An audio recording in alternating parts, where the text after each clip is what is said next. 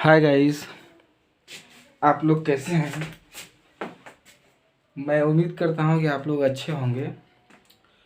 मैं इतने दिनों से वीडियो नहीं बना पाया क्योंकि मेरी तबीयत ख़राब थी, मेरा स्वास्थ्य सही नहीं था, इसलिए हम वीडियो नहीं बना सके। आज हम लाए हैं अपवाह तंत्र के बारे में। जो नदी का अपवाह तंत्र होता है, ड्रेनेज सिस्टम जो होता है, आज हम उसको पढ़ेंगे। और ये दो प्रकार की नदियाँ पाई जाती हैं। आप लोग थोड़ा देख लीजिए इसको।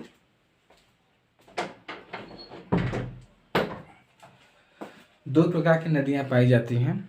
एक तो होती है हिमालय नदी अपवाह तंत्र का, और एक होता है प्रायद्वीपीय अपवाह तंत्र। नदी अपवाह मतलब हिमालय अपवाह तंत्र और प्रायद्वीपीय अपवाह तंत्र, ये दो प्रकार के होते हैं, जिसमें से हमने हिमालय के नदी अपवाह तंत्र यानी हिमालय अपवाह तंत्र के जितनी भी नदियाँ होती हैं हम उसको पहले पढ़ेंगे, उसके बाद प्रायद्वीपीय नदियों के बारे में बताएंगे। तो पहले हम हिमालय के अपवाह तंत्र को देखेंगे। ड्रेनेज सिस्टम, हिमालय के ड्रेनेज सिस्टम देखेंगे।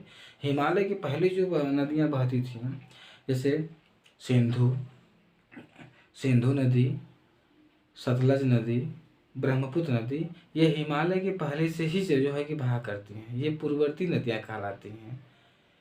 सिंधु, गंगा, ब्रह्मपुत्र और सतलज नदी जो है, सिंधु, सतलज और ब्रह्मपुत्र नदी, ये पूर्ववर्ती कहा जाती हैं। हिमालय के पहले भी ये सब बहा करती हैं। अब चलिए हम देखेंगे हिमालय में अगर देखा जाए तो 4000 से अधिक जो है नदियाँ पाई जाती हैं। चलिए हम यहाँ पर देखेंगे हिमालय नदी का अपवाह तंत्र के बारे में, जो नदियाँ कहाँ कहाँ से बहती हैं और कहाँ पे जाके मिलती हैं उसके बारे में। तो ये देख रहे हैं आप, मानसरोवर झील है। ध्यान से देखिए, बहुत ध्यान से मैप को समझिएगा। ये जो हमने डॉटेड लाइन दिया है, ये सिंधु नदी है। ध्यान दीजिएगा, यह सिंधु नदी है जो हिमालय के पहले से बहा करती है। और यह सिंधु नदी मानसरोवर झील से निकलकर यह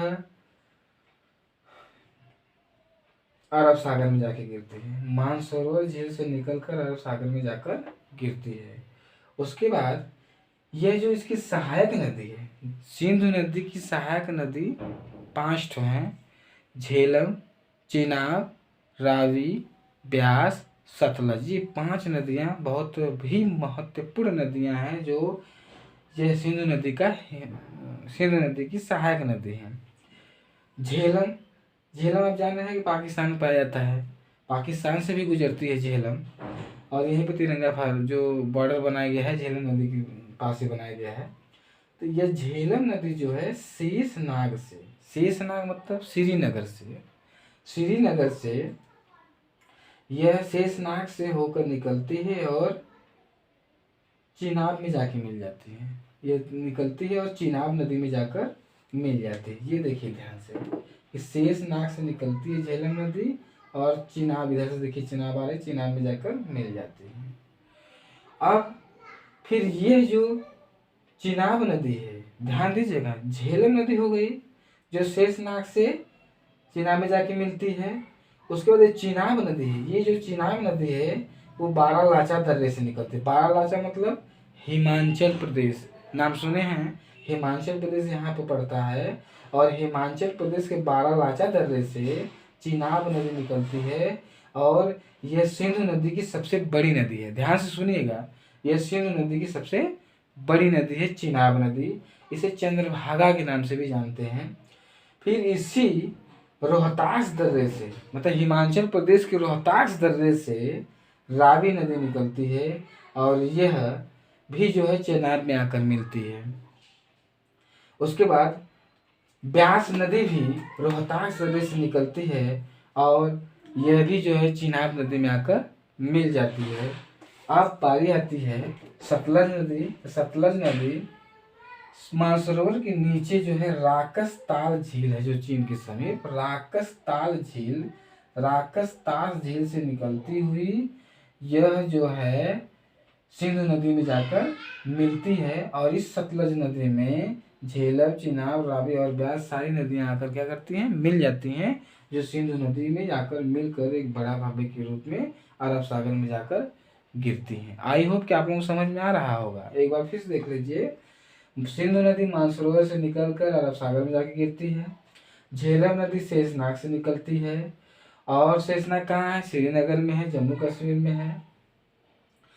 चिनाब नदी, ये देखिए चिनाब नदी है और ये चिनाब नदी बारालाचा दर्रे से निकलती है जो हिमाचल प्रदेश में है। और रावी नदी, ये देखिए रावी नदी है और यह रावी नदी रोहतास दर्रे से निकलती है। ब्यास नदी भी रोहतास दर्रे से मतलब रावी और ब्यास नदी रोहतास दर्रों से निकलती है और ये सब जाकर चिनाब में मिलती हैं। और ये झेलम, चिनाब, रावी, ब्यास सब नदियाँ जाकर सतलज नदी में मिलती है, जो सतलज नदी राकस ताल झील से निकल कर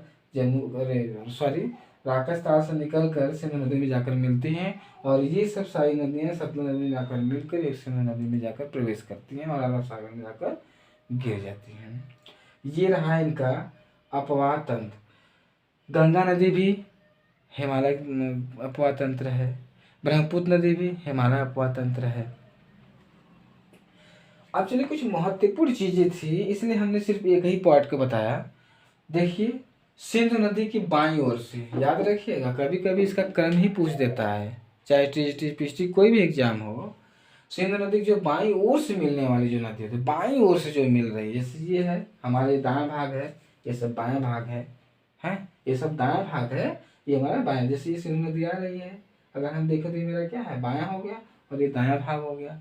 अपनी तरफ से देख लीजिए, ये दायां भाग, ये बायां भाग। तो इस ओर से मिलने वाली जो नदियां होती हैं, 5 नदियां होती हैं, आप देख रहे हैं फिगर में, झेलम, चिनाब, रावी, ब्यास और सतलज नदी। वही चीज यहाँ पे लिखा गया है, झेलम, चिनाब, रावी, ब्यास, सतलज। ये प्रमुख 5 नदी के नाम से जानती, बहुत प्रमुख है। ये बाईं ओर से आकर मिलती हैं सिंधु नदी में। और इनके सिवा कुछ और नदियां भी आकर मिलती, जैसे जास्कर, सोहन, स्यांग, सिगार।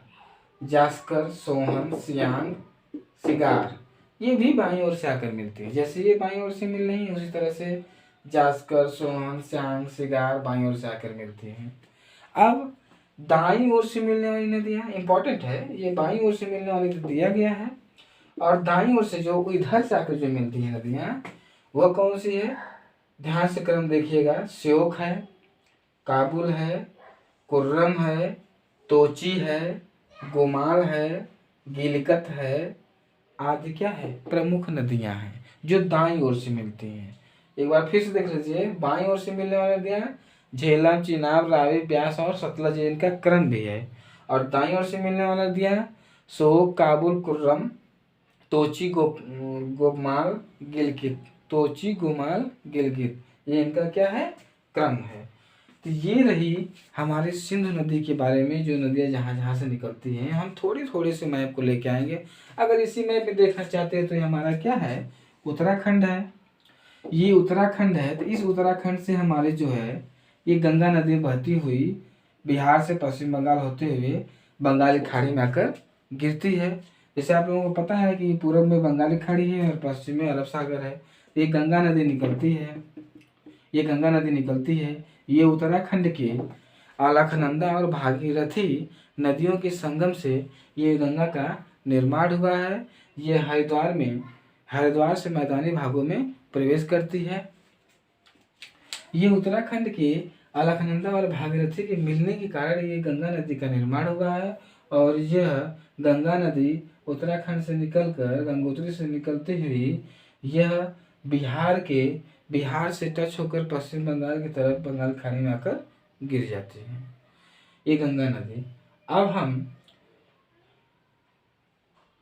कल पढ़ेंगे कुछ, जैसे ब्रह्मपुत्र नदियां हैं, प्रायद्वीपीय नदियां हैं, तो वो कहाँ कहाँ से गुजरती हैं, और ये गंगा नदी के बाईं ओर से कौन सी नदी गिरती है, दाईं ओर से कौन सी नदी गिरती है। कल हम एक चार्ट के द्वारा और फिगर के द्वारा हम आपको स्पष्ट बताएंगे, चाहे टीजीटी का एग्जाम हो, चाहे पीजीटी का एग्जाम हो, चाहे नेट, जेआरएफ, किसी भी प्रतियोगी परीक्षाओं के लिए यह नदी का अपवाह तंत्र हो, चाहे सिंधु नदी का अपवाह तंत्र हो, चाहे ब्रह्मपुत्र नदी का अपवाह तंत्र हो, आप लोगों से कभी भूलेगा नहीं। आप लोग इसके साथ लीजिएगा और नोट्स जरूर बना लीजिएगा, और जो ना समझ में आए कमेंट बॉक्स में जरूर बताइएगा। धन्यवाद।